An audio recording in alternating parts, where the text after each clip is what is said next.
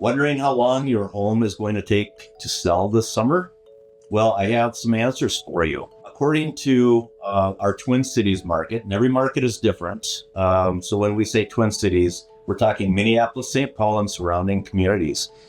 So some of these communities, the homes go on the market and they sell instantly. Some of the communities, they take a little bit longer because there's more inventory.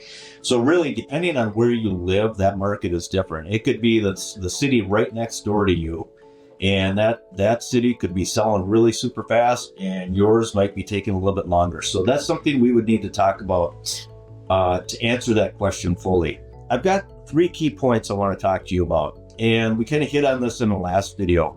Number 1 is condition.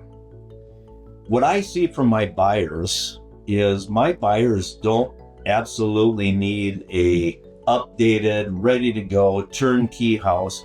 My buyers want it clean and they want things to work in the house.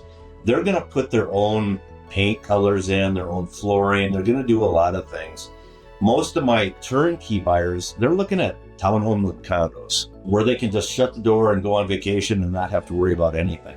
As far as condition goes, as long as it's clean, decluttered, depersonalized, ready to go, that's what my buyers are looking for mostly, because they want to make that home their own eventually. Number 2, to get your home sold sooner than later is accessibility. I've had some sellers in the past that continue to turn down showings. There's a statistic in the market that approximately 70% of all buyers will not return to that home if they get shot down for their first showing. They will not come back. A lot of sellers think that we'll just, reschedule. Doesn't work that way.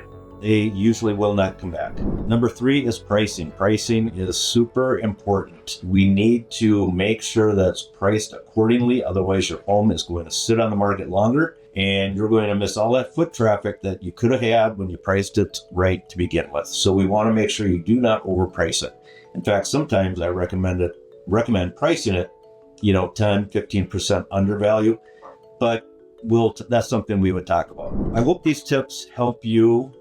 If you have any questions, please feel free to reach out to me. My name is Mark Callender with the Callender Home Team and RE/MAX Results. Thanks for watching.